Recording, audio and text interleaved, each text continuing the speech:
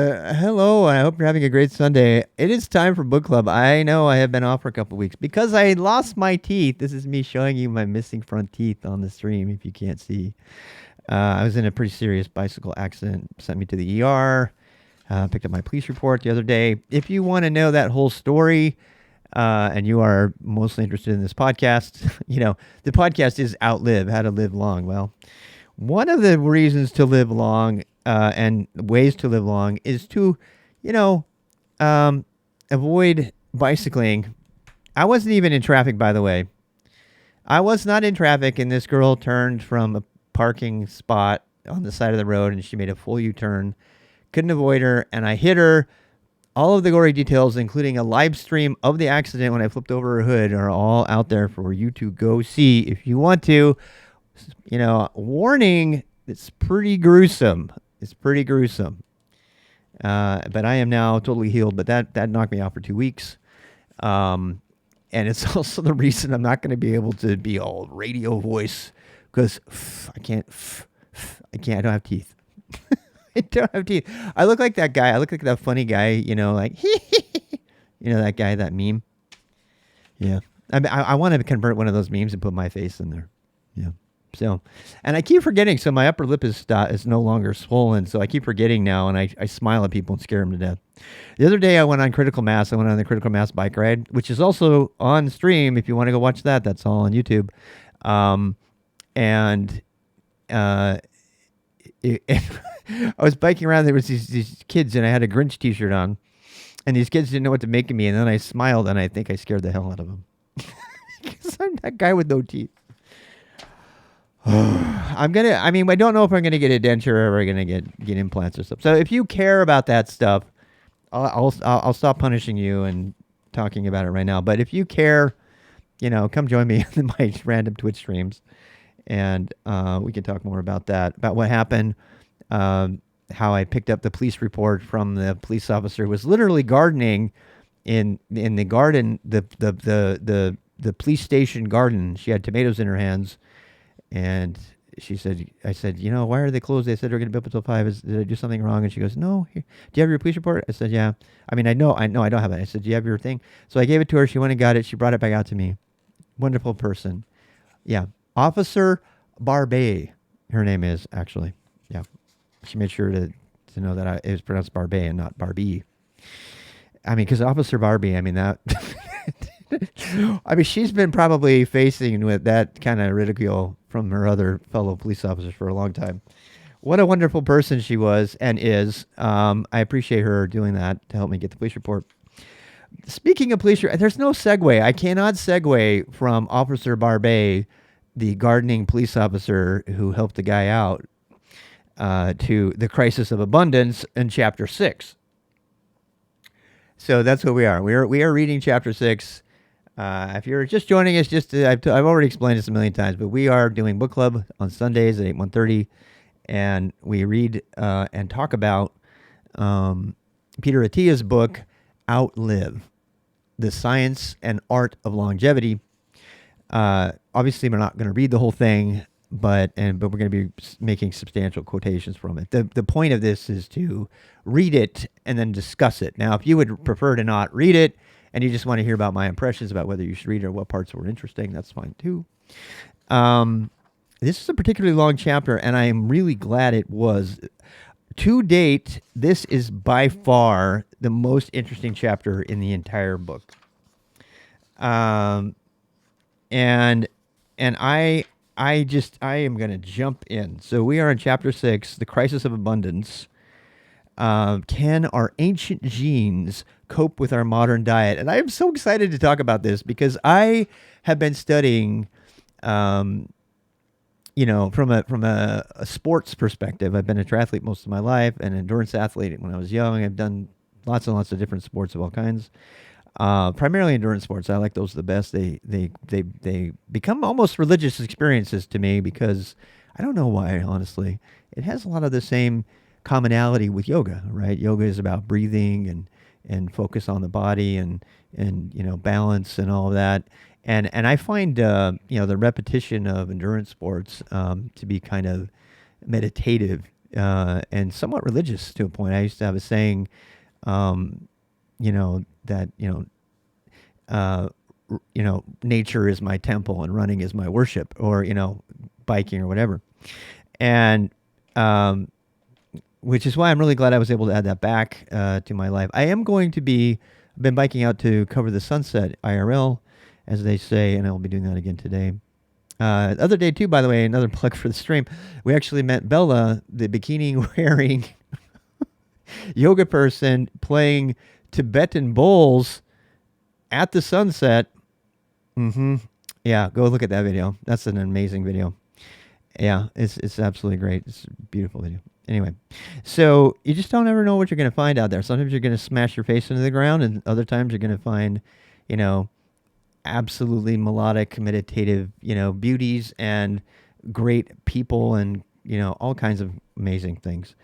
And I think that's one of the reasons that I do like this book so much, is that it does focus on, those relationships as a part of our health too. That's not this chapter, but in general. There's a quote here by Carl Sagan. I'm going to read it. Avoidable human misery is more often caused not so much by stupidity as by ignorance, particularly our ignorance about ourselves.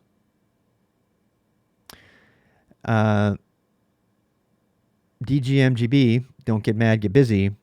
That's hashtag DGMGB. That is my mantra for life. I've been trying to follow it. And this is interesting. This says that people are not being stupid, but they're ignorant, And this entire chapter fills in the blanks on the many, many things that I have either known about or felt were true. And this provides medical basis and scientific basis for the stuff that I've been doing for a long time. Before I start really digesting this chapter, I do want to give you a little story about where I'm coming from so you can understand that statement. When I was on Nike Team Endorphin, and I was competing in masters competition and triathlons in my 20s and 30s, I was obsessed with body chemistry.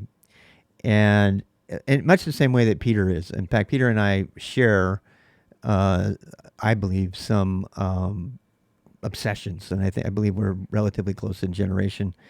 And I was absolutely fascinated with how the body worked, particularly because I was an endurance athlete, right? And he's going to talk about metabolic diseases and stuff here in this chapter, and that's where I'm going with this. And understanding how your body metabolizes food and turns it into energy is a critical part of training for endurance sports, obviously, right? So you find that those people who are involved in endurance, I mean, not just endurance sports, but people who are generally sporty in nature, they tend to, the competitive ones tend to actually care about how the body's metabolism works, and they tend to obsess about biochemistry and things like that. And if they're engineers by trade, they kind of go off the deep end. And I tend to do that. I mean, Peter went so far off the deep end, he became a doctor, which is wonderful. It's something I really love about the dude. But back then, I actually bought another book, and I don't have it with me right now. It's from Barry Sears, Sears. Barry Sears. And some of you may know the book. If you lived through, the 90s, you know it. It was called The Zone, The Science of 20, 40, 30, 30. And for those of you who have been around the block and been following this, you have probably seen the Zone diet. You've seen the Zone. I mean, this predates the Atkins diet, right? Which predates the keto diet, which are all largely the same thing in just different packages. I mean, one thing very peculiar about Barry Sears' approach, and to know Barry Sears was, he was a medical professional who realized that he had a propensity to die early because of his family genetics. And so he threw himself into the science of, biochemistry. And his conclusions were that the most important thing you can do is slow down, uh, how sugar gets into your blood so that you don't have, basically when you read the 40-30-30 diet, which that's the percentage of macronutrients. Macronutrients, by the way, if you don't know, macronutrients are what? Protein, carb, and fat, right? And from way before then, but definitely during that time, the time with the zone diet became all the craze with everybody. It became the craze with triathletes and everybody.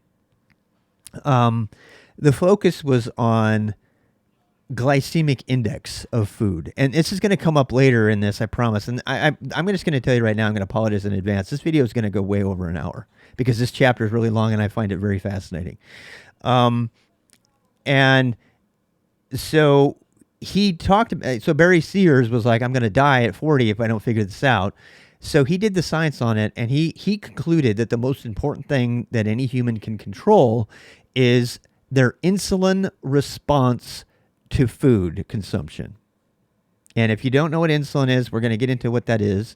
But insulin is what your body produces to regulate the amount of sugar in your blood, which, by the way, is 1 teaspoon of sugar. If you have, and it's from the chapter, I got this from the chapter. If you have 1.5 teaspoons of sugar, you're a diabetic going into shock. If you have, that's how, and Peter actually makes a statement here. The liver is an amazing thing. I can't wait to talk about the liver and his obsession with the liver. And this is the kind of thing maybe not doesn't interest you, but boy, my God, it really interests me. You know why? Because Peter went way farther than Barry Sears, right? In explaining what's going on and coming up with the terms for like he literally calls hyperinsulinemia the unknown epidemic, the ignored epidemic. And that's what this chapter is about. Spoiler alert, this chapter is about the epidemic of hyperinsulinemia. That means humans pumping out too much insulin. Why?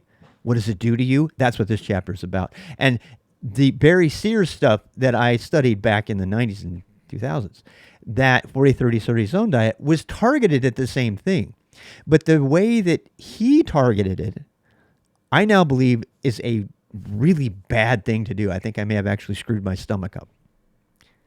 The way that they designed, that they were told, the zone diet's approach to this, and I am not advocating for this. In fact, I actually feel like the opposite is now true. That the picture of me in my about, where I was the most ripped I've ever been, I was in the best shape I've ever been, I did the opposite of the zone diet.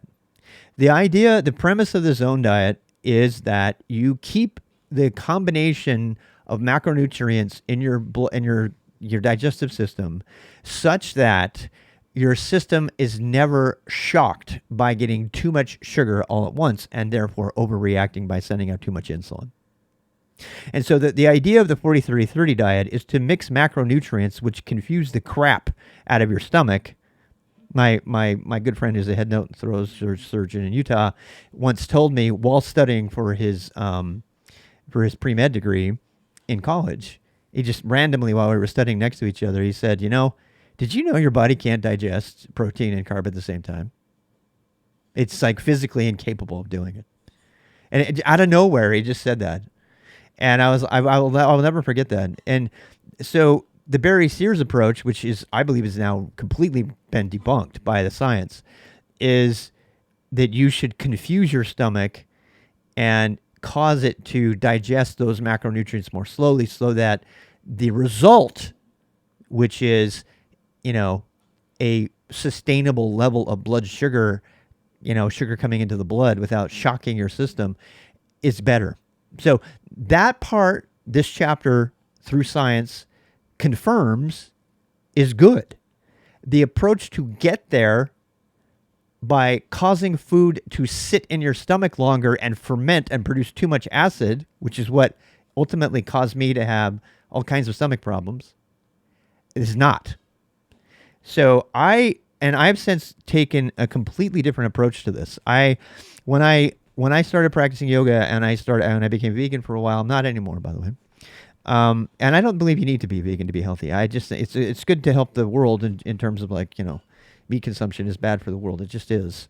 I mean, there's lots of science on that. I don't want to make that point any further than that. I still eat meat, however. But so that's not the point. The point is that the diet that I was following, when after I got divorced and even before, slightly before that, when I was the healthiest I've been ever, I mean, by far, was a diet. It was a vegan diet. It was largely raw. I basically said I'm going to eat, what an animal would eat, specifically what a gorilla would eat, which we're going to get into. There's actually some evolutionary biology in this chapter as well. It's just absolutely chock full of stuff. And it was at that time that I realized, and somebody presented a different idea about digestion and health. And this was actually Natalie, what's her name? I forget her last name.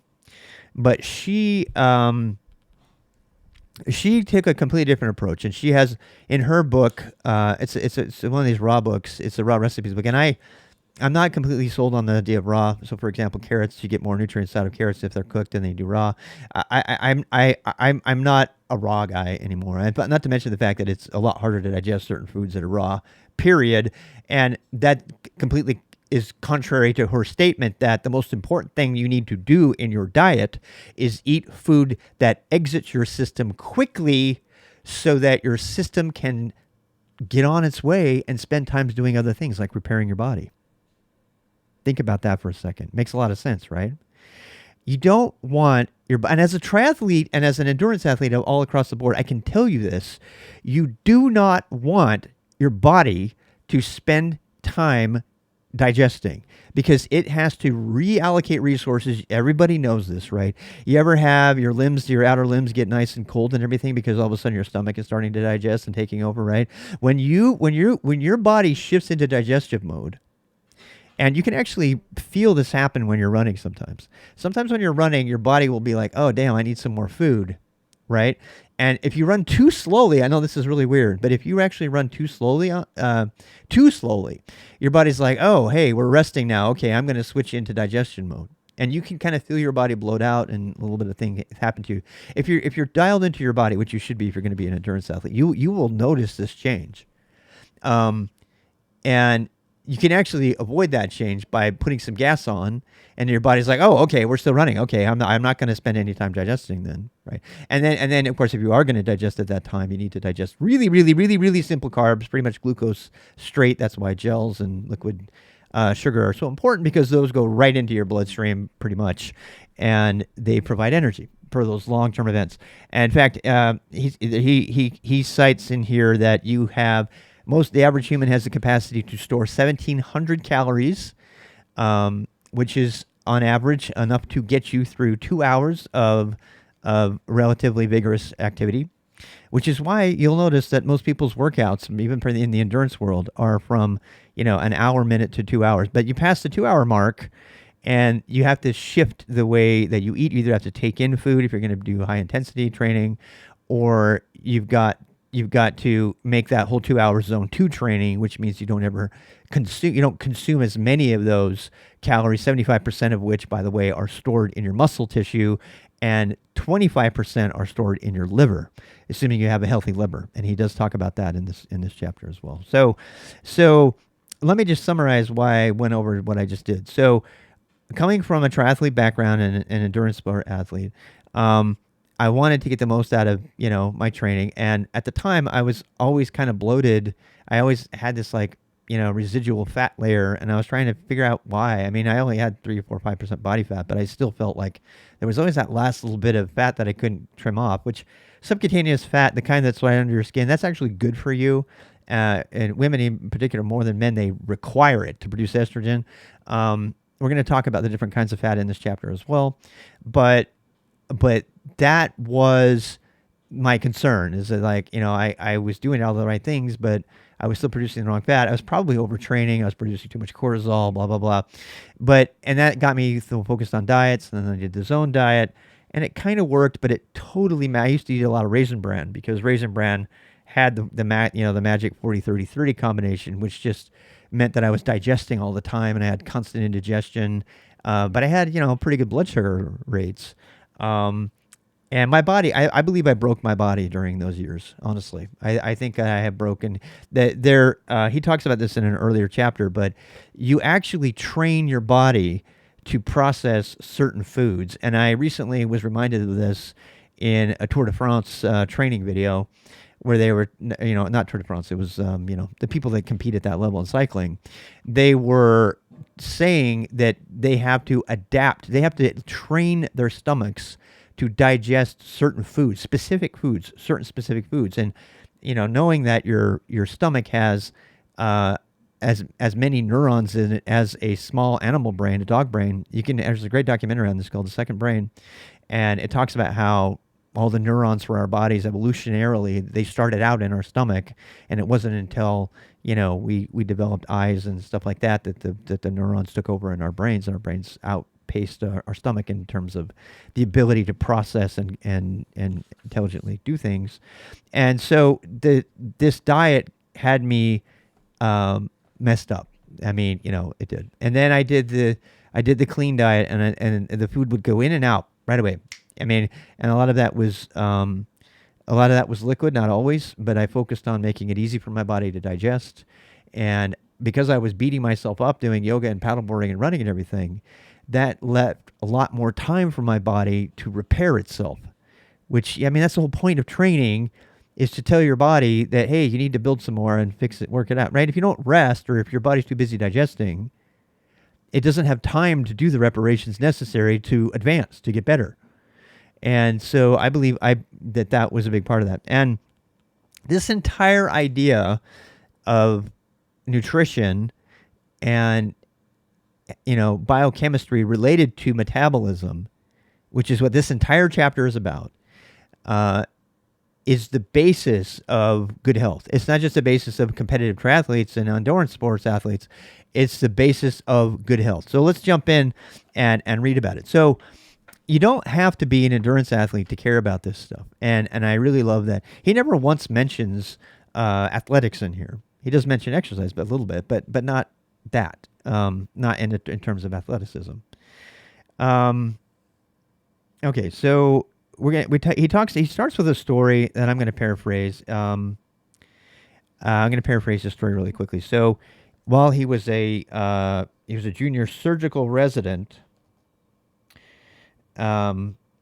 he was tasked with holding the liver. They were going to cut out some cancerous intestinal tissue in a patient, and he was in the story. He was asked to, as a resident, or he was asked to. His job was to, quote, retract the liver, and he just held the liver out of the way, and so they cut through, the fat and everything, and they got to the internal organs, and they got to the liver, and his job had been to question the patient the day before to make sure that they didn't get surprised by anything. And the most important question that he always asks people is, do you drink? And he said, no, I don't drink. Never have, don't like the stuff.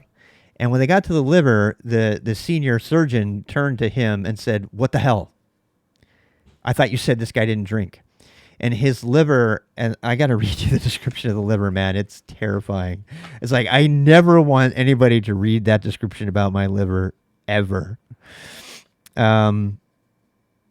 This is so cool. I love this.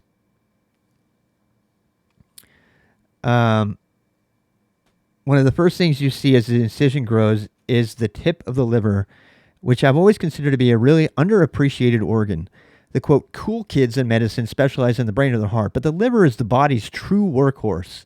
And also, it's simply breathtaking to behold the liver. Normally, a healthy liver is a deep, dark purple color with a gorgeous, silky, smooth texture. Hannibal Lecter wasn't too off when he said it looked like it would be nice with a little bit of farfar beans and nice candy. This patient's liver, however, appeared rather less appetizing as it emerged from beneath this fat. Instead of a healthy, rich purple, it was mottled and sort of orangish, with protruding nodules of yellow fat. It looked like foie gras had gone bad. I don't even know what that is. The attending surgeon looked up to me and said sharply, "I thought you said this guy wasn't a drinker." Clearly, the man was a very heavy drinker. His liver showed all the signs of it. And because I had failed to elicit that information, I had potentially put his life in danger. But it turns out that I had not made a mistake. When the patient woke up after surgery, he confirmed that he rarely drank alcohol at all. In my experience, patients confronting cancer surgery rarely lie about drinking anything, especially when fessing up is meant to get some Valium or even better, a couple of beers with the hospital dinner. But he definitely had the liver of an alcoholic, which struck everyone as odd. During my residency, this would happen multiple times. Every time we would scratch our heads, I'm like, what the hell? Little did we know that we were witnessing the beginning or perhaps the flowering of a silent epidemic. The epidemic of fatty liver syndrome. A little story here. My ex-wife, back when we were in kind of good times, it's a very sad story, but it's a long story, but she killed off all the fauna in her track, and she had some bad seafood, and she almost died, actually. She almost went septic and everything. And then they were trying to figure out what went wrong with this woman, and it's hard for me to talk about, but I'm skipping over a lot of stuff here. When they biopsied her liver, which is really horrible, there's this big old needle they have to stick all the way through your body. They came back and they told her, they said, "Do you drink?" And she said, "No." And she goes, "You have the liver of an alcoholic 80-year-old. And if you saw my ex-wife, you would know. And the rest of this chapter, I could not stop thinking about her. And, you know, I loved her. I really did. I deeply loved her. And we were very concerned for her, and we wanted to help her out at the time. And we did not know what to do. I was like, what the hell? Why can we? I mean, for every indication, my ex-wife was a beautiful model. She was skinny. She had all the traits of a very elegant model. In fact, she was an art model for a while. And to this day, she's still a very beautiful woman.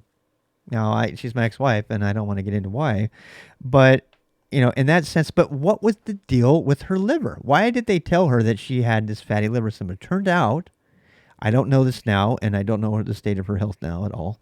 She'd probably yell at me for even mentioning her in my video, but the fact is that I now believe that she had this exact syndrome, and that contributed to an emergency situation that is one of the most harrowing, terrifying things that I have ever been through.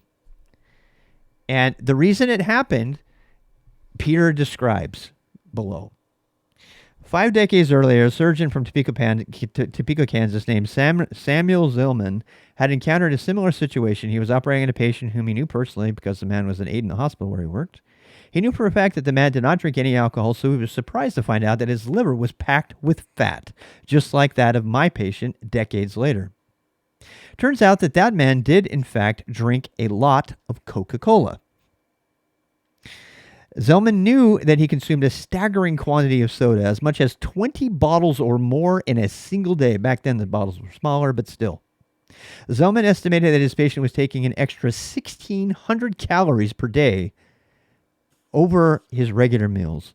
Among his colleagues, Zellman noted that, quote, he was distinguished for his appetite. He had a high appetite. This goes into some really interesting places. Zellman recruited 19 of the obese but non-alcoholic students for clinical study. He tested their blood and urine and did liver biopsies in a serious procedure, which has a serious needle. And all the subjects bore some sign of impaired liver function in a way earlier that was not known. So up to that point, up to that study, everybody thought if you had a liver like this, you're an alcoholic, obviously. Turns out not. My ex-wife never touched the stuff. She was Mormon her whole life. The syndrome was often noticed but little understood. It was typically attributed to alcoholism or hepatitis. When it began to be seen in teenagers in the 1970s and 80s, doctors warned that an epidemic of teenage binge drinking was the problem. But alcohol was not to blame. In 1980, a team of the Mayo Clinic dubbed this, quote, the hitherto unnamed disease, non-alcoholic steatohepatitis or NASH. Since then, it has blossomed into a global plague. More than 1 in 4 people on this planet have some form of fatty liver syndrome or NASH, which has now come to be known as non-alcoholic fatty liver disease or NAFLD. This is what we saw in our patient on that operating room table. Non-alcoholic fatty liver disease is highly correlated both with obesity and hyperlipidemia, excessive cholesterol. Yet, it often flies under the radar, especially in its early stages. Patients are not aware they even have it. So they go to their doctor, they don't test them for it until they get the obvious symptoms. The first signs would generally show up in the blood test for liver enzyme ALT. Raise high levels of ALT often cause a clue that, hey, something's wrong with the liver. But people don't test for that. I'm paraphrasing. Next question, what is normal? According to LabCorp, a leading testing company, the acceptable range of ALT is blah, blah, blah.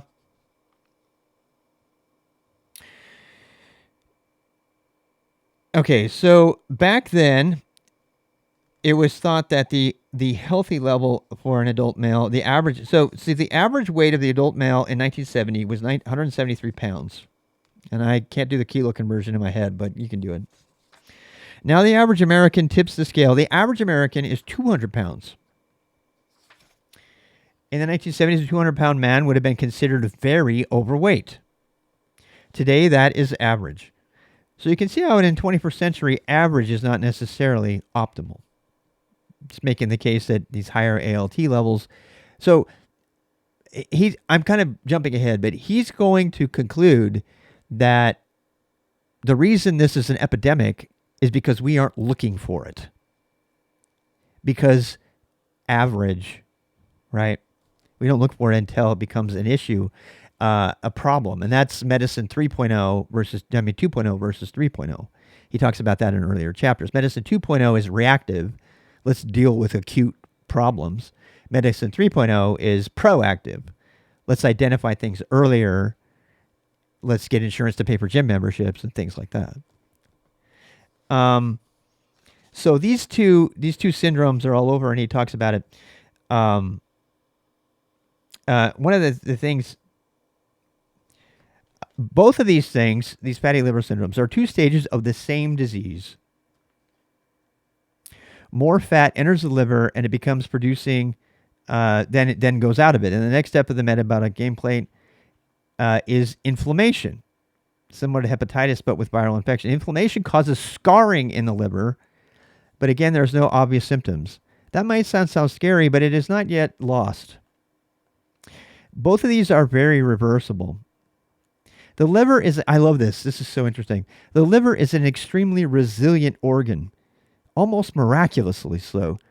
It is the most regenerative organ in the human body. A healthy person can donate a portion of the liver, and both the donor and the recipient will have a full-sized, healthy liver in about 8 weeks after surgery. Think about that. How cool is that? The liver is my new favorite organ. It is my new favorite organ after reading this. You can take a liver and you can donate a big chunk of your liver to somebody else, and both of you will have full-sized livers in 8 weeks. A month and a half. I might not be able to grow a tail back because I don't have a tail. But my liver, I can grow a liver in 8.5 weeks. How cool is that? So that's the good news. The good news in this is, after talking about this diseased, horrible, ugly liver thing, right? That you can fix it. The liver, of all the things you can fix in your body, the liver is one of the things you can fix the best. Thank God. Unless your liver can recover very extensively, up to and including partial removal. But if you go too far and you get cirrhosis, now the liver is scarred and it can't perform and you can't replace it. As devastating as it is, cirrhosis is not is not the only endpoint I'm worried about here. These other fatty liver syndromes, even though they can be recovered from, because these represent the tip of the iceberg with regard to metabolic disorders. And that includes the four horsemen: cardiovascular disease, diabetes, um, neurological degeneration, and what was the other one? I can't remember right now. But he talks about the four horsemen in the earlier chapters. Type 2 diabetes is technically a distinct disease defined very clearly by glucose metrics, but I view it as the last stop on the railway line, passing through several other stations, including hyperinsulinemia, prediabetes, and fatty liver syndrome. If you find yourself anywhere on the train line, even in the early stages of fatty liver syndrome, you are likely also to end on the route with one of the three horsemen: cardiovascular, cancer, and Alzheimer's disease. As we will see in the next few chapters, metabolic dysfunction vastly increases your risk for these diseases. So you can't fight the horsemen, the most common reasons for death, without taking on metabolic dysfunction. All right, so we're going to talk about metabolic dysfunction for the next little while here. Once again, I am so glad that I read this book. I am so glad. This chapter on metabolic dysfunction and using that word instead of obesity, I'm going to read every single word of it because I think that this is the problem with the dialogue about health and obesity in America today. And this directly relates to my skinny but unhealthy ex-wife. I'm going to read it. I'm going to read it because it's so important. The mainstream dialogue in America on the internet and in fake news or whatever you want to call it, the mainstream dialogue is about obesity and diabetes and all this stuff, and blah blah blah. But it doesn't talk about metabolic health. It doesn't talk about metabolic dysfunction. And I just love that he totally punches this point. I'm going to read it. Notice that I said, quote, metabolic dysfunction, not obesity.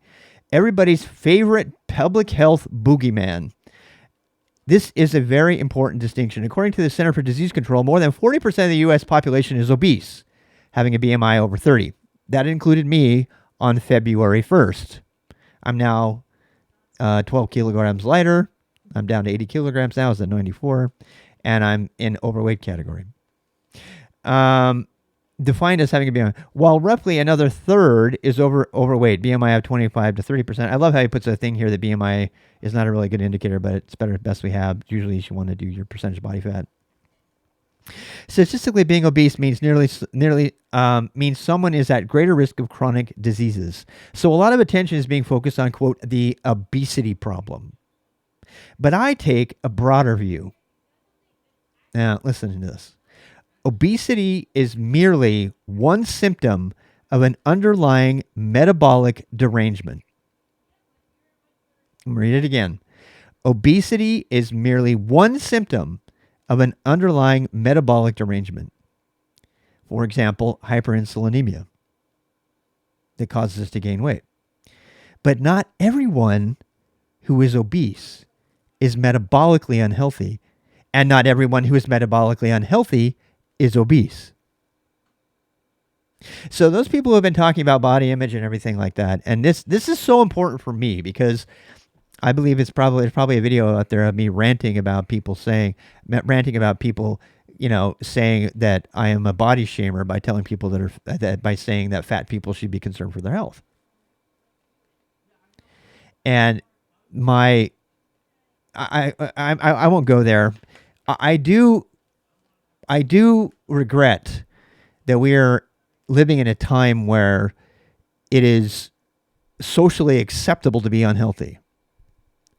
And it is socially unacceptable to call out obesity as being a cause of bad health. But that last sentence that I just read confirms that not all obese people are metabolically unhealthy. Okay, and that's very important. I personally believe that a larger percentage of them are. I don't have any proof for that, but according to the science, a fat person is not necessarily unhealthy. Period. That's what it says. Um, Now I can hear, I can hear every when I say that. You gotta understand. I was raised in an atmosphere of who cares about weight. I mean, I'm sorry to do this, family, but my immediate family that I was raised in, they're all severely overweight. I mean, morbidly obese by the medical BMI definition. And they're good people, but they are just. I've fought a culture of obesity my entire life, and so I have very personal feelings about it, and they get in the way, and I become kind of a dick, for lack of a better word, about it, and because I know that the people that I'm dealing with they're not obese because they're not metabolically healthy obese people. These are people who are willingly, and now I know why, by the way. In fact, it has almost everything to do with fructose, which we're going to get to in a bit. As far back as the 1960s, obesity has become a widespread problem. Stanford endocrinologist named Gerard Raven had observed that excess weight often traveled in company with certain other poor markers of health. He and his colleagues noticed that heart attack patients often had both high fasting glucose levels and high triglycerides. And then he would check their blood pressure, also high. In the 1980s, Raven labeled the collection of all of these disorders Syndrome X, where the X factor is eventually determined, eventually would be determined to be insulin resistance, hyperinsulinemia. That's what insulin resistance is. Insulin resistance. This means that when your pancreas pumps out this insulin because it's trying to control the sugar in your blood, and the rest of your body is like, meh, I don't care. And so your pancreas pumps out more insulin and more insulin and more insulin. And then guess what? Your pancreas wears out and it can't pump insulin anymore. And now you've got type 2 diabetes. That's the definition. So if your body becomes resistant to the insulin, it's kind of like becoming resistant to antibiotics if you take them too much, right? Then no matter how much insulin your pancreas pumps out, or how healthy your pancreas is, it's not going to be able to keep up. And if you get overweight, by the way, guess what gets overweight? Your pancreas. And then it gets inflamed, and then it can't produce insulin at all. And now you're in big trouble. Because now they're chopping limbs off because you got type 2 diabetes. So it says here, today we call this cluster of problems metabolic syndrome, or METSYN. And metabolic syndrome is defined as the following. This is very important, so I'm going to read it. So number 1, high blood pressure above 130/85. High triglycerides above 150 milligrams per deciliter. High HDL cholesterol, less than 40 milligrams per deciliter in men, less than 50 in women. Central adipose tissue, that means a waist circumference greater than 40 inches. I'm down to 32 inches waist, by the way. My pants are hanging off me. I love it. I was up there around 36 there for a second. 40 inches in men or 35 in women. And number 5, elevated fasting glucose. That means when you're fasting, you still have high glucose levels because your body is insulin resistant. If you meet 3 or more of these criteria, you have metabolic syndrome and guess what? You and any number of 120 million other Americans, according to 2020 AMA article in JAMA, about 90% of the U.S. population ticks at least one of these boxes at any given moment. But notice that obesity is just one of the 5 criteria. It is not required for metabolic syndrome to be obese. It is one of 5 indicators. And 3 of those indicators means you have metabolic syndrome and we need to do something. Reactively, medicine 2.0. Clearly, the problem runs deeper than simply unwanted weight gain. Studies have shown that approximately 1/3 of the people who are at this BMI are metabolically healthy. I'm sorry, 1/3 of the fat people, obese, are healthy. All their other indicators are fine. By many of these parameters used to define the thing, they're all fine. At the same time, some studies have found that 20 to 40%, this is insane. Remember I was telling you about my skinny, beautiful ex-wife model who's also extremely unhealthy? Here you go.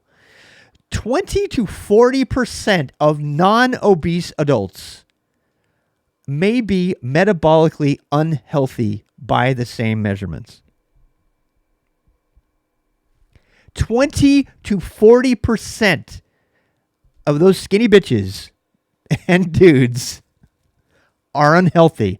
They are metabolically unhealthy. So this idea that fat people were putting a strain on our economy and everything like that is unfounded by the science. And I'm going to read the stat again so that I can tell myself to shut up next time I start going off on fat people. Because it's not bared out by the science. 1/3 of the people who are fat are healthy. 1/3. 1/3 of those fat people that you see on the street that you judge because they're making you pay higher insurance are totally healthy by every other indicator. 1/3. Now, the other 2/3, they're probably raising your insurance and they probably need to. I mean, you don't go up to them and say, hey, fatso, you're making me pay more money for insurance. That's not the right way to go about it. Not suggesting that. That's not what I'm suggesting. But this idea that being fat is not a social dilemma, that we should just accept everybody as they are, is absolute bullshit. And I won't stand for it. We have a social responsibility to everyone to keep ourselves as healthy as we can. And frankly, society, the governance of society, whether our institutions, have the responsibility to help us to stay healthy as a society. That's if the rule of governance and the rule of I could go off on this all day. If the rules of society are that government and our institutions that have been established to help us and protect us, what is the rule of government? To protect and provide for society. Now, obviously, our governments are all dysfunctional; they don't work. But the whole reason that we even have nutrients on our food is so that we can, and that we have regulation at all. And people, it's a dirty word in some circles, but still, the reason we have it is because it's good for society, and government is there to help us protect our society. If we didn't have it, we wouldn't have any of that. We wouldn't have water quality issues. We'd have a million things. But one of the things that has been documented to be good for society is good health. The president's physical fitness thing that they did in the 80s with Arnold Schwarzenegger, all of that stuff. Those things are good for society. Good health is good for society. And 2/3 of those obese people need to reevaluate their lives or find out whatever it is, and they need to take those steps on their own. I'm not going to make them do it. But this does look, I'm pointing the finger at me here because I was one of those people up until February. And then I started reading this book and I started recommitting myself to not finding excuses for life balance, but restoring life balance. And of course, I'd have my teeth knocked out and I'd be in the ER. What's crazy about that? I just have to take a moment, just a little side note. I put my life in danger by trying to save my life. The reason I bought this indoor bike over here, which you can't see off screen, is because I didn't want to have the risk of getting hit by some random party girl, and yet, here I am with no teeth. So what are you going to do, right? There's a risk no matter what, but I choose to take the steps necessary to be happy, primarily, and also to, relieve my burden on society. I mean, I don't know if stitching me up and having my teeth put in is good for society or not. I don't know. So I'm not pointing a finger of judgment here, but I have in the past. And so not all obese people are unhealthy. It says it right here, but 20 to 40% of the skinny people are not healthy. All right. I spent a lot of time on that. There's a little diagram here. You can go look at it. So it is not about how much you weigh. Even if you happen to be thin, you still need to read the chapter. Out of some 42% of the U.S. population is obese. 42% of Americans are obese. Out of that A conservative estimate of that, 100 million Americans who meet the criteria also meet the criteria for metabolic syndrome. Almost exactly 1/3 of those are not obese. Many of these folks are overweight. That would include me, but nearly 10 million Americans are normal weight but metabolically unhealthy. 10 million Americans are walking around with potentially catastrophic type 2 diabetes and other things, and they have no idea because they're skinny, right? Some research suggests that these people might have the most serious danger of all, the skinny ones. This blew my mind. I have never read anything like this before.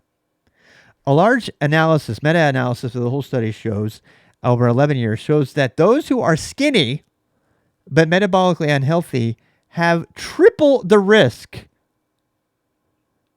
of all of the mortality-related diseases. Meanwhile, the metabolically healthy but obese subjects in this study were not significantly increased in risk. In other words, if you're skinny but metabolically unhealthy, you are at greater risk than those who are obese and metabolically unhealthy. There's something about fat. He talks about subcutaneous fat, the stuff that's under your skin, that actually allows your body to adapt and do things that those people who are naturally skinny don't do. They can't do it.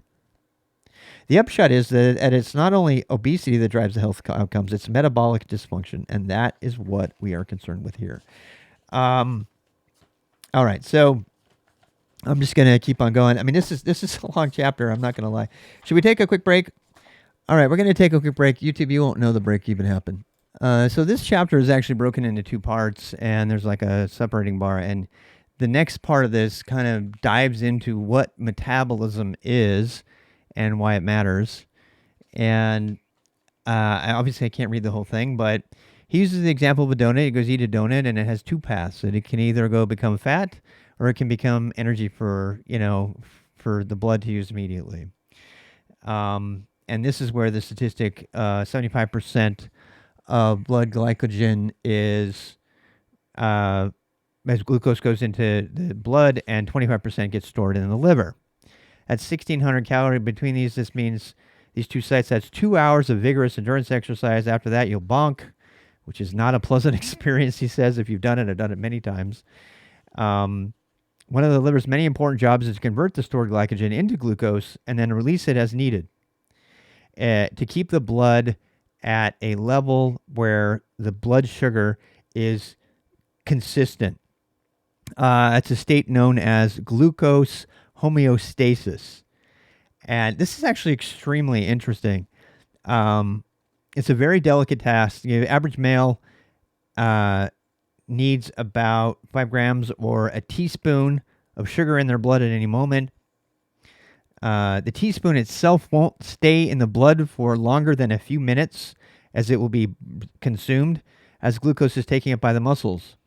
So the liver has to continually feed more sugar, more glucose into the blood, doing it at a precise way to maintain more or less constant control. Consider that, for example, 5 grams of glucose spread out over the entire circulatory system is how much is needed, while 7 grams, a teaspoon and a half, means you have diabetes. As I have said, the liver is an amazing organ.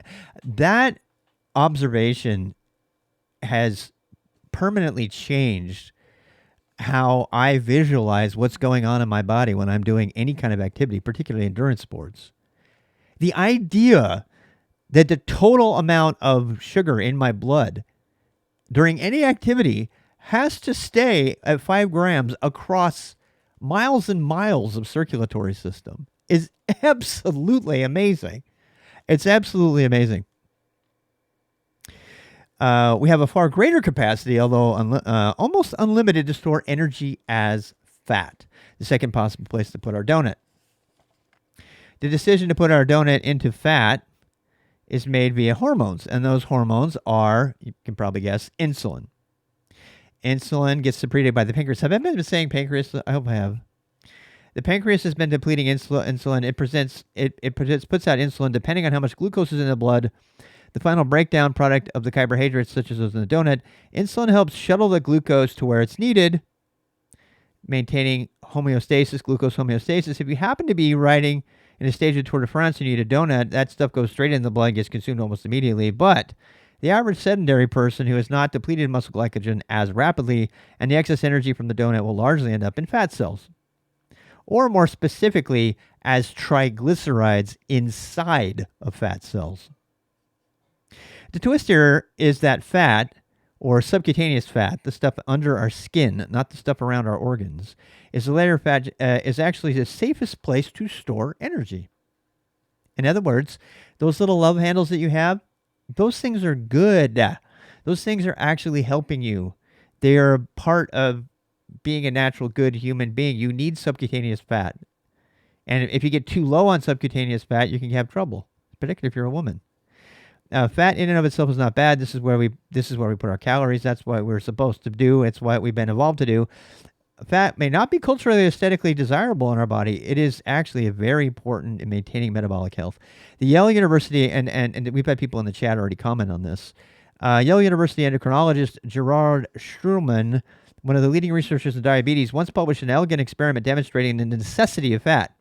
He surgically implanted fat tissue into insulin-resistant mice, thereby making them more fat. And he found that their metabolic dysfunction was cured instantly. Their new fat cells sucked up the excess blood glucose, and it made their blood safe. Think about that for a second. I have read so much stuff on biochemistry, and I have never read an explanation of why subcutaneous fat is good for you. Subcutaneous fat lets you soak up excess blood sugar. And if you don't have the ability to soak up excess blood sugar, bad things happen. And the rest of this is about that. Think of the fat as acting like a metabolic buffer zone sponge, absorbing excess energy and storing it safely as needed. If we eat the extra donut, those calories get stored there in the subcutaneous fat, and when we go on, say, a long hike or bike or swim, it comes back out. This fat flux goes on continually, and as long as you don't exceed your own fat storage, things are pretty much fine. But if you continue to eat too much energy and you overfill, then you have a problem. And here is where he uses the bathtub analogy. Okay, so at a certain point, you can fill the bathtub, and the bathtub drain, it comes out and it can keep up. But if you keep putting more water in the bathtub than can be drained out of the bathtub, you start to get fatty liver syndrome, because your body's like, I don't know where else to put this. You're putting too much stuff in me. I don't have a place to store it really quickly. So it starts to look for places that it shouldn't be putting it. And it starts to put fat in your liver. It starts to put, if you've got cortisol, it starts to put fat around your organs. It starts to put fat in your muscle tissue, which is the cause of hyperinsulinemia, which we're going to get to. And you don't want that. It's almost as if you have a bathtub, blah, blah, blah. Fat also starts to infiltrate our abdomen, subcutaneous fat around our organs, which is the dangerous fat. Visceral fat is linked to an increased risk of cancer and cardiovascular disease because it produces these inflammatory toxins called cytokines, such as TNF-alpha and IL-6, markers that drive up inflammation right in proximity to your most important organs. So you're basically, when you create subcutaneous fat, I mean, you're fine. But when you start to make that stinky yellow fat around your organs, that stuff is toxic. And it's just sitting there pumping toxins, cytokines, that go straight into your heart and your lungs and everything. And that's why you get cancer. Fat storage capacity varies widely among individuals, going back to our tub analogy. Some people have subcutaneous fat equivalent to a regular bathtub, while others have it closer to the full size of a jacuzzi or a hot tub. Still, others have only equivalent of a 5-gallon bucket. How much water is flowing into the tub is really the point, right? So it depends on how big of a bucket you have. Individual fat storage capacity seems to be influenced by genetic factors. That's a generalization. In general, Asian people, for example, tend to have a much lower capacity to store fat on average than Caucasians. There are other factors at play here, but this explains in part why people can be obese but metabolically healthy, while others can appear skinny while still walking around with 3 or more markers of metabolic syndrome. because a thin person may have so much lower capacity. A thin person, wait, here it is. It's these people who are the most at risk, the skinny people who have the markers. Because according to researcher Miss Lauser of the University of Pennsylvania, because a, quote, thin person has a lower capacity to store that extra energy as fat. All other things being equal, someone who carries a bit of body fat may also have greater fat storage capacity and thus metabolically leeway. They have more metabolic leeway than the others. All right. So he talks about a process for telling how much visceral fat. I've always wanted to know about this. I've known about visceral fat for a long time. Visceral fat is the devil, man. It is like the devil. It is this horrible, stinky, gross fat that is just right around your and it's very hard to get rid of. It's really stubborn once you get it. The subcutaneous fat comes and goes really easily. That's supposed to be that way, right? It's supposed to be your temporary store. But if you do the things that cause your bathtub to overflow and create visceral fat, that stuff is really hard to get rid of, because you have to, kind of take out your, quick access fat in order to get to it. And what causes it? Stress, cortisol. And how do you even know how much of it you have? It doesn't take much visceral fat to cause problems. Let's say you are a 40-year-old man who weighs 200 pounds. If you have 20% body fat, you're making more or less this average of 50% of your age. And if you're carrying 40 pounds of that fat throughout your whole body, if even just 4 pounds of that fat is visceral fat, you would be considered an exceptionally high risk for cardiovascular disease and type 2 diabetes, on top of the 5th percentage of your risk. This is why I insist that my patients undergo a DEXA scan annually. I find it far more interesting to invest in finding out their visceral fat than their total body fat. And I, as of this day, am committing to myself every single time I go for a physical, every year or whatever, I am going to get a DEXA scan, because apparently I don't care how much it costs. It's not going to be paid by insurance. I don't give a shit. I want to know what percentage of my body fat is the dangerous visceral fat. And how do you get rid of the visceral fat? Reduce your stress. Visceral fat is caused by cortisol. You know what else visceral fat does? It causes inflammation. So if you're already suffering from inflammation, which, by the way, makes you fat, it's one of these perpetual cycle syndromes, if you have chronic inflammation, which I've had in the past, if you have chronic inflammation makes you get hungrier. It makes you put on more weight, ironically. But it also, if you put on more visceral fat, then that fat also causes you to have more inflammation. And now you're inflamed all the time. And then you just bloat out like crazy and you die of cardiovascular disease or diabetes. You got to nip that stuff in the bud. It may have taken you a long time to get here, but now you realize that you're in trouble, even if your doctor may not realize it. You have fat accumulating in many places, which should not be: in your liver, between your organs, around your heart, no matter what your actual weight is. But one of the first places this thing the overflowing fat will cause problems is in your muscles. Okay, so I already mentioned this, but I'm going to say it again. As this fat goes into your muscles, this microscopic fat droplets that appear inside of your muscle cells cause the beginning of insulin resistance. And this is the thing that's going to kill you, because it's going to cause your pancreas to overpump insulin and everything. The cause of insulin resistance, which I have never known. I have always wanted to know, why do some people have a blunted insulin response and others don't? And it says right here that the cause of insulin resistance is the buildup of these fat droplets in your muscle tissue. These fat droplets, among other destinations, they spill over and they accumulate. They begin to disrupt the complex network of insulin-dependent transport mechanisms that normally bring glucose straight to the muscle cell. When these mechanisms lose their function, the cell becomes deaf to insulin. So the message comes in, and the muscles are like, I don't know what to do. I didn't get your message. Pearl Harbor. Eventually the insulin resistance will progress to other tissues. Eventually then the liver. Schulman believes it starts in the muscles. It's worth noting that the key ingredient in the process to causing your muscles and liver to become insulin resistant, the number one reason is inactivity. That inactivity. This is so glorious. If a person is not physically active, fat or not, if a person is not physically active, they are not consuming energy via their muscles, then their fat spillover into insulin resistance develops much more quickly.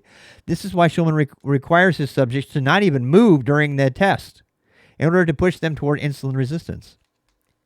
I have been saying this for as long as I have been around. Fat or not, activity, regular activity that causes you to use your muscles, and yoga is one of the best ways, yoga and walking, but yoga actually activates all of your muscles.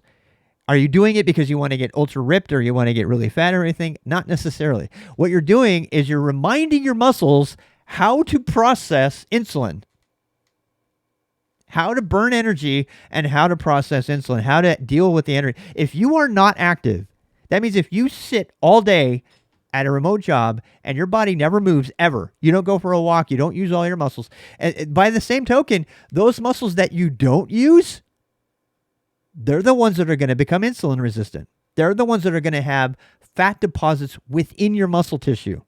Something else I did not know was a thing until I read this book.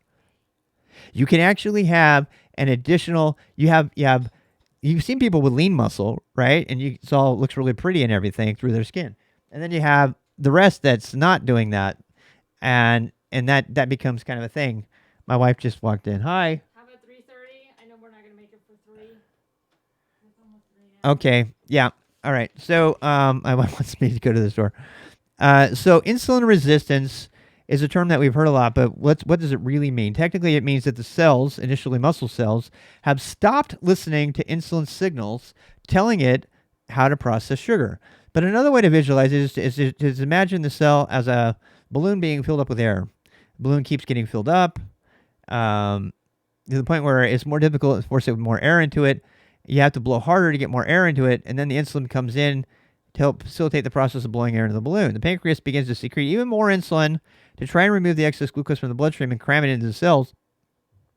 For the time being, it works. The blood glucose levels remain normal, but eventually you reach a limit where the cells, cannot accept any more air, glucose. They can't.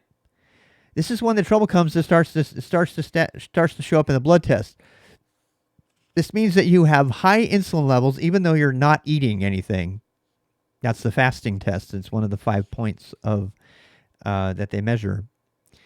This is made worse by, you guessed it, the fat now resides in the pancreas itself. So now it can't make good insulin, and the vicious spiral continues. There are many other hormones involved in the production and distribution of fat, including testosterone, estrogen, and hormone-sensitive lipase and cortisol. Cortisol is especially potent and has a double-edged effect of depleting subcutaneous fat, the good fat, it gets rid of it, and replacing it with the bad stuff. When you make visceral fat, the visceral fat is just produces like cancer. It's not, but it's like cancer. It's like pumping out inflammatory byproducts, and it's also not responding in an efficient way to storing fat like our subcutaneous fat is. So just like so many things, like cholesterol, there's good and bad cholesterol, there's good and bad fat. This is one of the reasons why the stress levels in sleep are so important. Insulin seems to be the most potent as far as promoting fat accumulation because it acts as a kind of a one-way gate, allowing fat to go into the cell while stopping the release of energy from fat cells. Insulin is all about fat storage, not fat utilization. When insulin is chronically elevated, more problems arise. Fat gain and ultimately obesity are merely symptoms of this condition. The condition is known as hyperinsulinemia, or, insulin resistance. That's the word we've been using, hyperinsulinemia. I would argue that they are harder and more serious symptoms, and we'll talk about those in the coming chapters. All right, so we are almost done with this chapter, and my wife is asking me. We've got several pages more, and I have a lot of highlighting to go. And I'm going to finish this because I believe this is probably the most important of all of the segments that I've done so far. Type 2 diabetes and hyperinsulinemia is the chronic plague of our time. It's the cause of all the other horsemen. So understanding this and how to fight it is the single most important thing I personally think that we're going to take away from this book. our slowing dawning awareness of fatty liver syndrome has become a global epidemic of type 2 diabetes a century ago. Like cancer, Alzheimer's disease, and heart disease, type 2 diabetes is known as a disease of civilization, meaning that it only has come to prominence among primitive tribes, and in prior times it was largely unknown. Okay, so we're doing chapter 6, yes. Now, again, I think this could have been 3 chapters, I really do.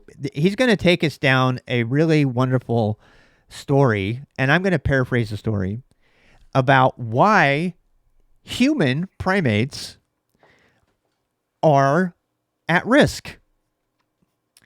And I'm trying to decide how much of this I can paraphrase. Today, 11% of the U.S. population, 1 in 9 people has type 2 diabetes. According to a 2022 CDC report, more than 29% of adults over the age of 65 have chronic type 2 diabetes. Another 38% of U.S. adults, more than 1 in 3, meet at least one of the criteria for pre-diabetes. And that would have included me in February. I think I may still have a little bit of that. This means that nearly half the population is either on the road to type 2 diabetes or they are already there. This is the epidemic. And full disclosure, I don't know many of the details, but my father is currently struggling with life-threatening type 2 diabetes. Diabetes ranks among only the 7th in the 8th leading cause of death in the United States, behind kidney disease, accidents, and Alzheimer's. Accidents like knocking your teeth out. A little more than 100,000 deaths were attributed to type 2 diabetes in 2020. A fraction of the number of the other horsemen. By the numbers, it barely qualifies as a horseman. But I believe that the actual death toll to diabetes is much higher and can't be counted because it leads to the other diseases. Patients with diabetes have a much greater risk of cardiovascular disease as well as cancer and Alzheimer's and these other dementias. One could argue that diabetes with regulated metabolic dysfunction is the one thing that all of the horsemen, all of the conditions have in common. This is the source of the problem. And so why do we have it? Why is this such a problem? Why is this an epidemic now? Why hasn't this been an epidemic all along? Why haven't humans always been facing type 2 diabetes? The rest of this is all about that. The simplest explanation is our metabolism. It has evolved over millennia not to be equipped to deal with our modern diet. And then he talks about the details of the diet. The more energy we could store ancestrally, the more energy we could store, the greater our chances of survival. But that's not true anymore. Okay, so this is where I get to paraphrase. There's a lot of stuff here, and I'm going to paraphrase. He goes through the evolutionary biology of the human, Homo sapien, and this is so fascinating. I'm just going to try to do it justice. At some point, the genetic ancestors of current humans underwent a random genetic mutation that stopped them from producing an enzyme that could deal with uric acid. The end result was that, and evolutionary biologists now believe this is one of the reasons humans survived and became so powerful. Because there was a time in our history, just to paraphrase the science of this, I won't get into it, but to paraphrase the science, particularly fructose, and this is you can probably see where this is going. It's like so absolutely amazing to me that I finally understand all this stuff. Specifically, there's many different kinds of sugars, right? I'm paraphrasing again. There's glucose, there's sucrose, there's fructose, right? And we've been told our whole life that, hey, sugar is sugar. No. And when they say not all calories are created equal, we're not talking about micro, nutrients. We're talking about the actual chemical structure of the sugar. And I've always known this, and I was not able to put it into words until this chapter. When fructose, so let's go back to the evolutionary, but we'll get to the digestion of sugar in a second. So when evolutionarily, our ancestors, they don't know for sure, but the genetic record seems to suggest that at some point our ancestors went to the colder climates, and the subspecies of that genetically through a random mutation, they stopped being able to produce this enzyme, which ultimately resulted in them putting more fat on, specifically from fructose. Fructose, the kind that comes from apples and oranges and, all that stuff, right? Which we're normally, you're supposed to eat apples and oranges and stuff, right? Well, we're going to get to that. So by eating fructose, our ancient ancestors put on fat, subcutaneous fat, and, the kind of good fat. And because that strain of our ancestry was able to put on fat, they survived the winter. And for whatever reason, we don't know how it worked out, but the temperature changed and stuff, because our ancient ancestors were living, and the primates, the apes and stuff, they still have this, right? Apparently, a lot of these other relatives, genetic relatives of ours in the animal kingdom, they have the ability, they still do this thing with fructose, right? They still produce this enzyme so that fructose doesn't go to fat, right? Fructose goes into energy and therefore doesn't cause them to get fat. Humans, however, went through this evolution, and we went up there, and then we came back to the hotter climates. And sometime along the way, we kept this ability to put fat on from fructose specifically, whereas the rest of our neighbors in the genetically, they don't have it, and that's why they're so ripped. It's interesting too, because if you look at some of our genetic, this is just so fascinating to me. When you look at some of our genetic ancestors, they still have the ability to not put fat on from fructose. So these girls and everything that are eating all of this, these bananas and everything, and they're not getting fat, right? If I eat the same thing, I'll get, statistically, if I eat the same thing as the gorilla or everybody else, I'll get fatter. Because fructose is genetically programmed in our body, our biochemistry as humans. We are designed to store fat. That is one of the things that some evolutionary biologists suggest is what kept us alive when all of our other ancestors died off or had to live in a specific climate. We didn't have to do that. We could go up to the Arctic. We could live in Anchorage, Alaska, before it was Alaska.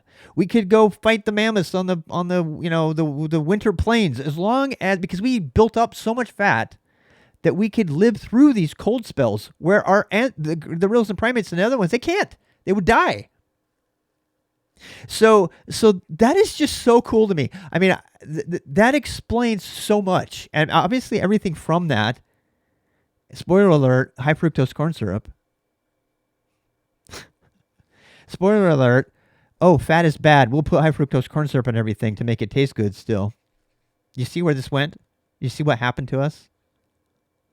It was like a perfect storm of conditions for the diabetes epidemic we're facing today, which is largely caused by bad sugar, fructose. So, and it's not just that, but anyway, so let me read this. As it turns out, we humans have a unique capacity for turning calories from fructose into fat. People love to demonize fructose, especially in the form of high fructose corn syrup, without realizing why. The key factor here is that fructose is metabolized in a manner different from other sugars. When we metabolize fructose, along with certain other types of food, it produces large amounts of uric acid. Fructose produces uric acid. Sucrose and glucose do not. When we know that uric acid causes all kinds of bad things, including gout, which has been associated with higher blood pressure, et cetera, et cetera. Study here, it says that the culprit seems to always be uric acid. Mammals and even other primates process an enzyme.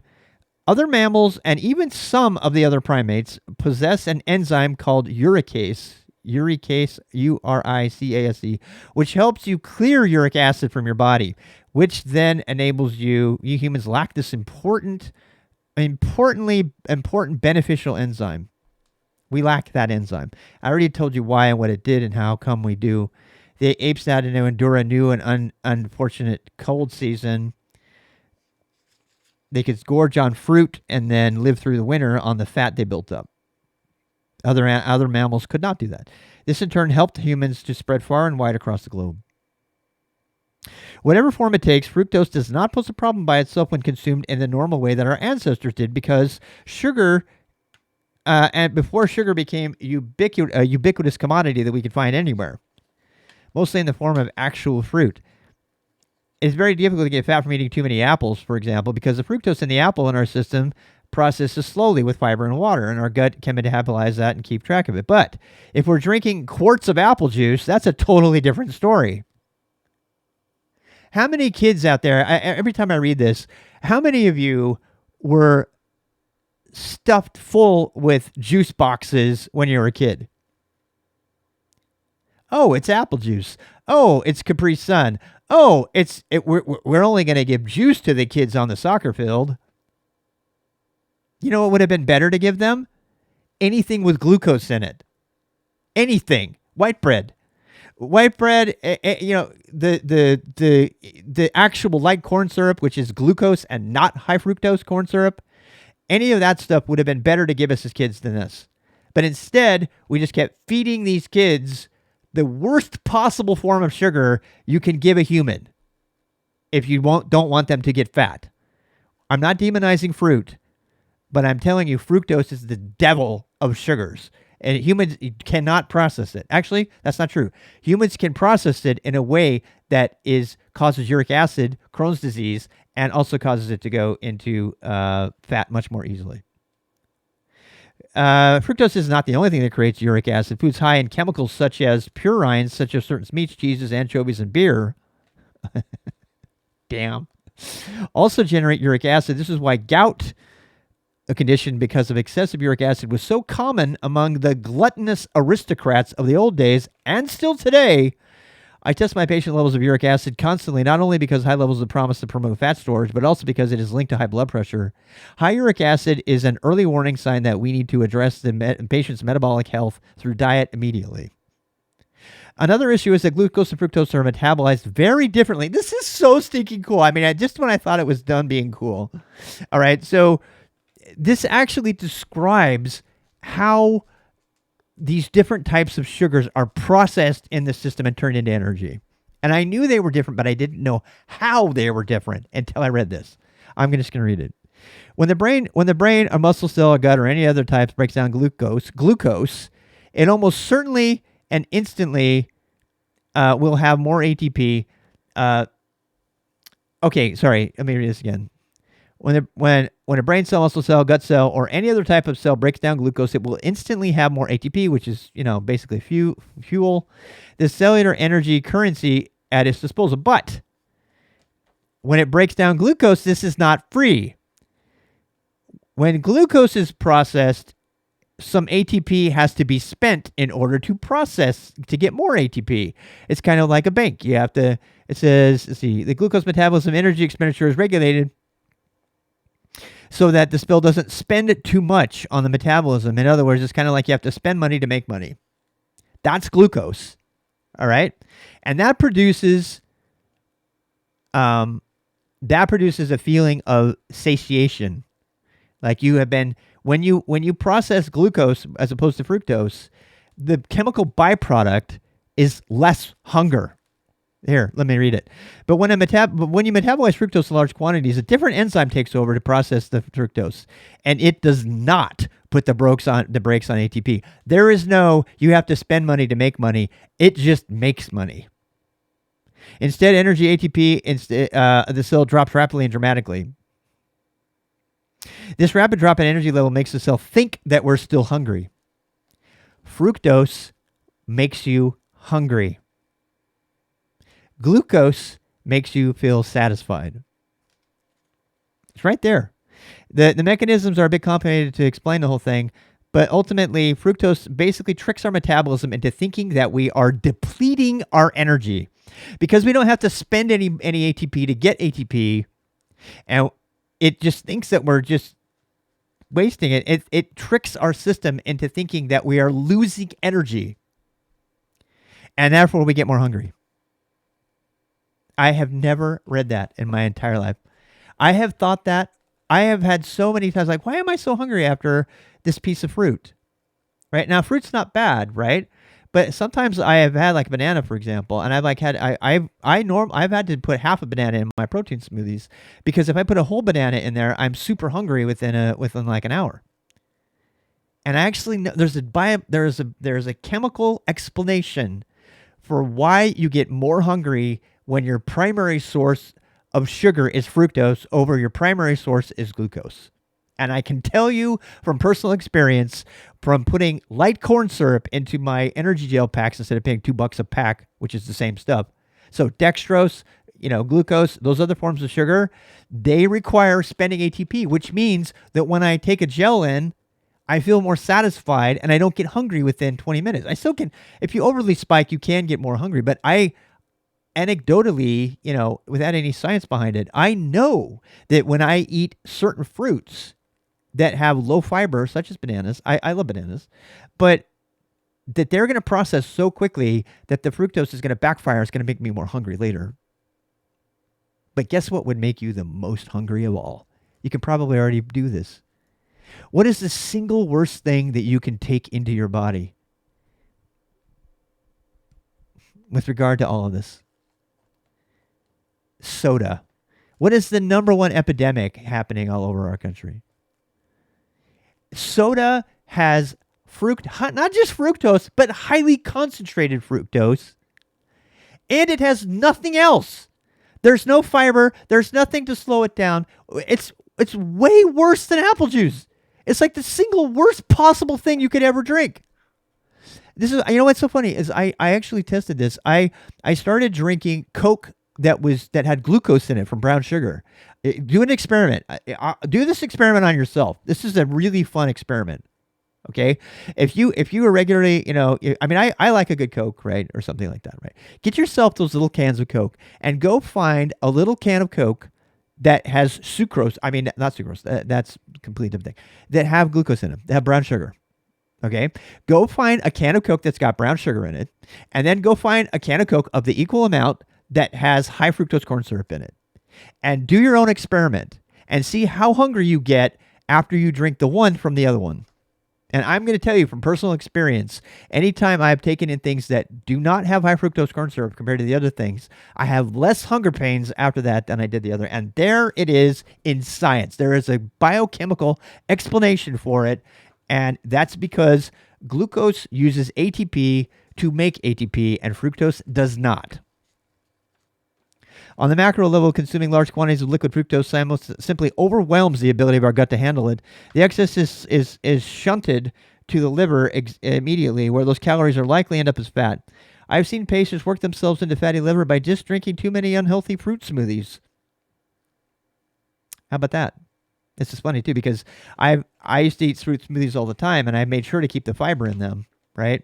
But I started losing a lot of weight recently by doing the protein smoothie. So I've got, the macronutrients in there, which I normally wouldn't mix, but since they're all ground up, I figure it's easier to digest and gets by that problem. But I put a banana, but I don't put a whole banana in there, for the same reason. They are taking in too much fructose too quickly. Thus, the almost infinite availability of liquid fructose is our highly calorie modern diet has set us up for metabolic failure if we're not careful. So all of these things, this processing of fructose by humans, once upon a time, it was our greatest genetic advantage over our genetic competitors. It allowed us to live through the winter. And now it's our greatest liability because we are so good at processing fructose. And we're so good at storing fructose as fat. And apparently, there was some reason for it to make us hungrier. We're like, oh yeah, make sure you eat lots more of that fructose because we got to store up all this fat because we're going to be facing, 3 months of winter here pretty soon. So our bodies are designed to work against us because they want us to be fat for the winter. I sometimes think back to the patient who first introduced me to fatty liver syndrome or disease. He used to drink a dozen Cokes a day. He had the same problem. They consume more calories than they needed. And in the end, I think the excess calories matter the most. In the end, I still think excess calories matter the most, but of course, my patient was in the hospital because of not because of fatty liver, but because of colon cancer, the one that was on the table. His operation turned out beautifully, removed his cancer. He survived, but I've still been wondering, what does he look like now? Could his cancer have been caused by all of this? The metabolic issues that he was facing. So he starts to conclude and say, how can we deal with all of this, and how can we adapt in a system that's not designed to help us? And the last few pages, the last 3 pages, that's what it's about. It's him summarizing, this is what we can do about it. It seems unlikely that Medicine 2.0 is ever going to address this situation. One reason I find value in the concept of metabolic syndrome is that it can help us see the disorders earlier, as a continuum, as leading to the horsemen, as opposed to all the other. Its 5 relatively simple criteria are useful for predicting risk at the population level, but I feel like the reliance on this thing and waiting too long is a problem. Why wait until someone has all 3 or 5 of the markers? That's a pretty bad sign. Medicine 3.0 would suggest that we should find these things earlier. We should intervene earlier. We should test for these markers, fat or otherwise, obese or otherwise, of the person earlier, so we can see if they have metabolic syndrome or they're headed to metabolic syndrome. They don't even have it yet. This means keeping watch on our earliest signs of trouble. In my patients, I monitor several biomarkers related to metabolism, keeping a watchful eye for things like, quote, elevated uric acid, elevated homocysteine, chronic inflammation, which I have had a lot of, and even mildly elevated ALT liver enzymes. Lipoproteins, which we will discuss in detail in the next chapter, are also important, especially triglycerides. Watching your triglycerides. I watch the ratio of triglycerides to HDL cholesterol, as well as the levels of VDL to lipoproteins. And if I'm putting another marker on this right now, because this is what I'm decided to do for myself. Is I am taking the suggestion from Peter, and I'm putting those into a piece of paper. And when I go for my regular physical, which is a part of Medicine 3.0, everybody who's listening to me should go get a regular physical every year, especially if you're over 50. You should be getting a regular physical. And in that physical, they're going to get your blood level, blood types, and stuff like that. But now I have a summary of things that I can ask for in addition to the standard thing they're going to give me on the physical. So I can say, because the system's not set up to do those extra things. And I tell you what, I'll pay the extra money to know how much visceral fat I have, to know how much, what's my uric acid level. These are not things that are going to show up in a regular physical. But by creating this summary sheet of the things that I'm going to ask in my regular annual interview with the doctor or whatever, I can supplement that with the things that Peter has recommended based on his observations and the science behind this as an MD. And so this is where we develop our tactics. He talks about strategy and tactics in the beginning of the book. And that is a part of my personal tactics, which I am now putting out there for myself. My tactics are going to include a checklist of things to get added to my physical, even if they don't pay for them. If insurance doesn't pay for them, I don't care.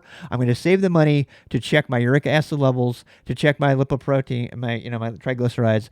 They checked that already, and to check uric the DAX, which I don't even know how to do that, but I'm going to make sure I know how to do that by that time. And because those are things, if you have a handle on those things, then you know where you're at. I'm getting kind of skinny, right? I've dropped several pounds, but how much of that weight that I've lost has been muscle? How much has it been visceral fat? Do I still have a super high percentage of visceral fat? According to my scale, I have 16% body fat, which is still pretty high. But what I want to know is how much of that fat I have left over is the good fat versus the bad fat, and I have no way of knowing that. There's no scale on earth that's going to tell you that. So that's a good way to check that. But the first thing I look for, the main canary in the coal mine that I look for on everyone, is elevated insulin. Elevated insulin. Diet soda has been found. Somebody asked a question about diet soda. I don't have the study in front of me right now, but for a long time I've had a theory, because I've noticed that when I drink diet soda, I still get really, really hungry. It's almost as if my body processed the sweetness and said, hey, I got sugar coming, and it changed my biochemistry to accept more sugar coming in, and then there's no sugar, which is the worst possible scenario, right? Now you don't have any sugar coming in because you just tricked your body, and your body's all chemically set up to take in sugar, and then it doesn't get any sugar, and then you go into starvation state. I have been saying that was the thing for more than 10 years. I have been saying that's a problem. That's why I don't do diet drinks. And there was a study last year And I want to find the study, but there was a study last year that came out that said that diet drinks cause you to be fatter than drinks with sugar in them. There was a study that said that. And the basis of the study, I have to find it now because I mentioned it, but the basis of the study basically came forward and said effectively the same thing. You're tricking your body, that your body, when it tastes sweet, it doesn't know the difference between actual sweet and sweet. And so you taste the sweet and your biochemistry changes. You might not be taking in the calories, but it doesn't matter because you just screwed up your biochemistry so badly that you're really screwed up. People that swig on, and not to mention the chemicals in them, which I don't even want to talk about. All the artificial chemicals, which already cause fat. Yeah, I've heard this so many times. When your body gets a substance it doesn't know what to do with, you know what its default thing to do is? Stick it in a fat cell. I might need this. And that's my understanding of that. So the less processed food you ate, the things with the least amount of weird chemicals, those weird chemicals are going to get processed as fat. And, don't want to do that. So, canary in the coal mine is insulin. And then he talks about a way for you to test your insulin, which is really cool. Think back to our analogy with the balloon, blah, blah, blah. One test I like to give patients is what's called an oral glucose tolerance test. This is to test their insulin response. I love this. I want to be able to do this, so I'm going to read it. It says here, when a parent, this is absolutely disgusting. A patient swallows 10 ounces of sickly sweet, almost undrinkable beverage called glucola that contains several 75 grams of pure glucose. That's basically, my squeezy gel things? My squeezy gel things are about 50 grams. So that's 75 grams of glucose specifically. By the way, where can you find glucose? You can find glucose in light corn syrup. Not high fructose corn syrup, light corn syrup. Light corn syrup is 100% glucose. It's also the primary ingredient, sometimes listed as dextrose. Dextrose is not completely the same as glucose, but I did a lot of research on this because I was trying to make my own gel, and I looked for the primary ingredient in the gels. And the people that make these athletic gels, they do them on purpose so that they digest really cleanly and easily and they're instant energy, right? And they have glucose in them. It's sometimes called glucose syrup. But the best source that I know of pure glucose is light corn syrup. Not to be confused with high fructose corn syrup. They're totally different. They might both say Carol on the bottle and all that stuff. They are not the same thing. And I just learned that this year, actually, by making my own gel. So if you want to do this test, you can kind of do these things without it, but you still have to be able to test your insulin. So the next part of this test is we then measure the patient's glucose and their insulin. Every 30 minutes over the next 2 hours, we measure their insulin and their glucose. Typically, the blood glucose levels will rise, followed by a peak in insulin, and then the glucose will steadily decrease as the insulin does its job and it removes it from circulation. On the surface, this is fine. Insulin has done its job and brought glucose under control. But the insulin in someone with an early stages of insulin response will rise dramatically in the first 30 minutes and remain there. It will even rise further over the next hour. This postprandial insulin spike is one of the biggest early warning signs that all is not well. The single biggest test you can do to test your health, your metabolic health, according to Peter Attia, is to test your insulin response, and that test is done. I assume you have to do it in a controlled environment. I really want to figure out how to do this test myself, because this specifically tests how well your metabolic system is working, how blunted your insulin response is, how good your pancreas is working, how much fat you might have encased in your muscle cells that are causing your muscle cells and all your other cells to be deaf to this insulin signal that's coming in order to assess how much hyperinsulinemia. Did I say that right? I can't remember if I said it right. In order to assess where you are, how much of the disease you have, you do this test. You take in 75 grams of pure glucose. You monitor your insulin and glucose over the next 2 hours and put that on a graph. That is the single best way to know how healthy your metabolic systems are. And I am going to figure out a way to do that.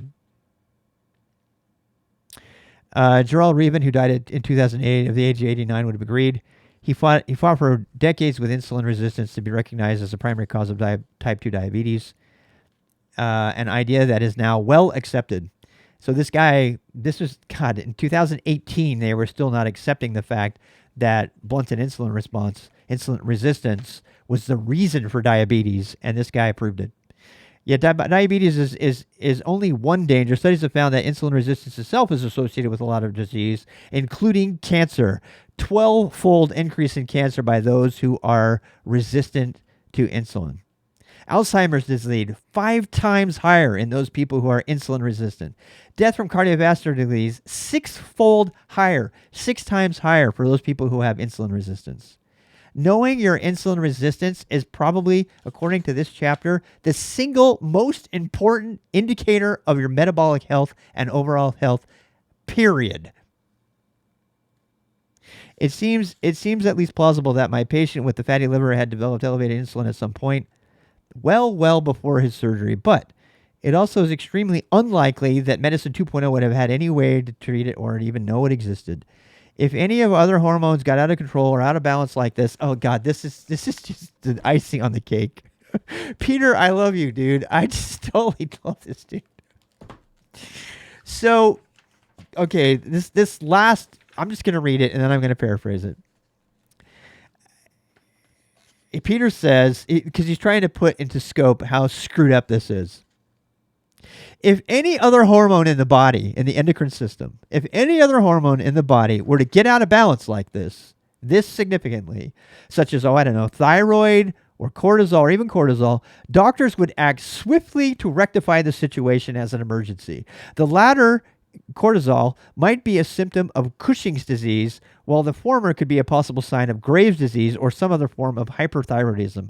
Both of these endocrine hormones conditions require and receive treatment as soon as possible when they are diagnosed. To do nothing would constitute malpractice. But with hyperinsulinemia, for some reason, we wait and do nothing. Only when type 2 diabetes is acute and diagnosed do we do anything at all. This is like waiting for Graves' disease to have already caused its side effects and the signature bulging eyeballs in people before we even did anything for them.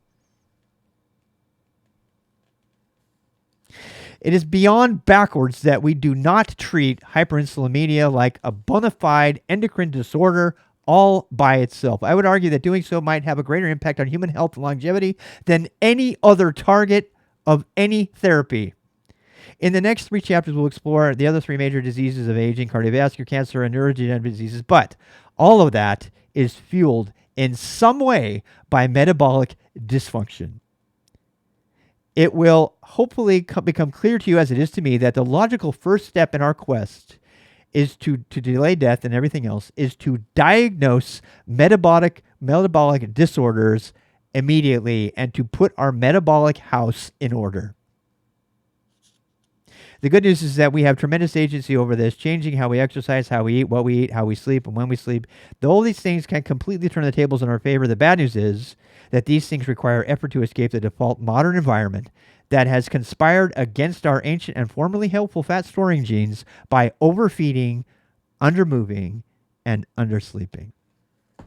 And he didn't say so, but I think he's implying there that he said it at least several times, that with his patients, he treats hyperinsulinemia as a disease of the endocrine system, as severe as the other ones.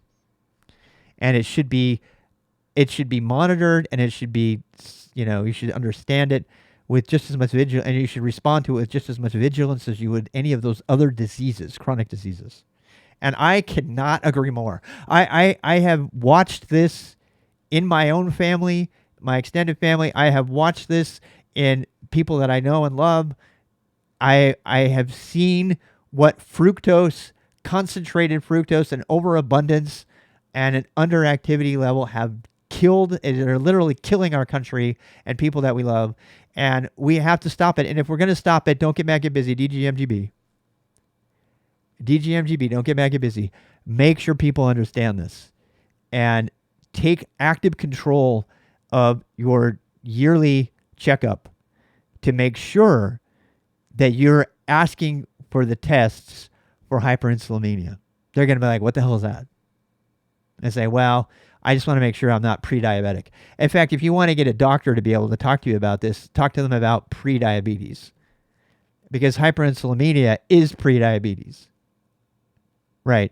It means you're starting to act like you might become diabetic eventually, but we don't know. Right? Even though you're skinny. So that is the end of this rather passionate thing. I'm going to go now. It's been an hour 45 minutes. That's not too bad. I promised you it would be over an hour, and I just want to express my extreme gratitude to Peter again for having written this book. And at this point, I'm actually getting kind of emotional about it because this shit impacts our families. People are dying and suffering. They're losing limbs. They're losing their eyesight. We are in the middle of a chronic crisis that's plaguing our world right now, largely because of our bad genetics, otherwise known as good genetics, bad genetics back when we needed them.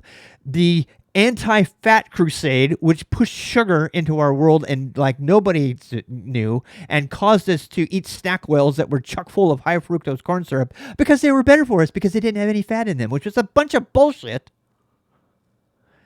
And now we are living with the side effects of that. We are looking at disease all around us in those that we love and in others and in our children. You know, the incidence of type 2 diabetes in children is insane. There's actually a documentary about sugar specifically that is absolutely terrifying because we're seeing type 2 diabetes in 12-year-olds now. I mean, we've never seen that before. It's a huge epidemic. And we can't stop that. I mean, a couple of things we need to stop right away. Nobody on the planet should eat high fructose corn syrup in any form, period. I mean, if you're going to eat it, look, there are other forms of sweet snacks and wonderful things that you can eat that don't have high fructose corn syrup in them. Smarties, dextrose, Swedish fish, xanthan gum, some other stuff, right? Gummy bears. There are treats you can eat that are even sugary. I mean, the calories are really the problem, right? The excess of calories, that is a problem. I'm not saying go, tank a whole box full of Smarties like I have been known to do. That's not what I'm saying. What I'm saying is if you're going to choose your calories, avoid fructose. I'm not saying avoid fruit either. If you're going to eat fruit, the people have been saying this forever. Juice your vegetables and eat your fruit as it is, because the fiber and the water in the fruit, which is the primary source, by the way, of our water. We get most of our water that we get in our system doesn't come from drinking a glass of water. It comes from the food we eat, the moisture in the food. I mean, there's lots of good science on that. You can go read all about that. So we shouldn't be eliminating, fruit from our diet, but we should be limiting apple juice. Yeah, for sure. Yeah, we should not be doing apple juice. Eat an apple instead.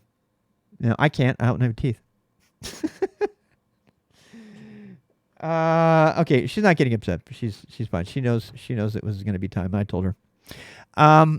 So we're gonna go off here. I don't really have time to take a lot of comments from the chat. I would really love to, and the good news is that despite the fact that we are facing an epidemic, this epidemic actually involves organs, one of which is a very regenerative organ, the liver, and I believe that gives us hope, right? If we can get our livers to be healthy and happy and do the right thing and take the weight off of the pancreas, because you lose your pancreas, you're done, right? You're you're not done. You're just on meds your whole life. But we can deal with this. There is light at the end of the tunnel. And by the way, he said this before. The greatest weapon we have in our arsenal. It's almost a direct quote. The greatest weapon we have in our arsenal against the horsemen is exercise. And that's not extensive exercise. That's zone 2 exercise. Zone 2 heart rate. Slow, long, happy, breathe the fresh air, and get out there and do those things. If you don't do that, if you're just sitting around here being inactive, you're just perpetuating your own death. And if you know, I've done it. So I'm not doing it anymore.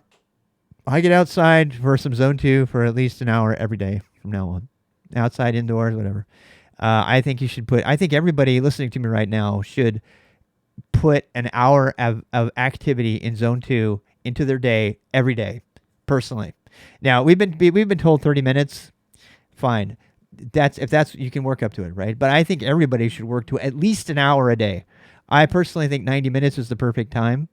90 minutes, because we just read about how, let's say that you overdo your zone 2 and you're not burning fat and you accidentally go hard a little bit, right? Well, you have, according to what we just read, you have 90 minutes of stored energy in your muscles and your liver, in case you go over. So there's that hill that you climbed till you got huffy and puffy on the hill, right? So the rest of your ride is nice and slow and happy, and you're looking at the sunset and stuff. All right, it's time for me to go. I'm being attacked by my wife. Bye.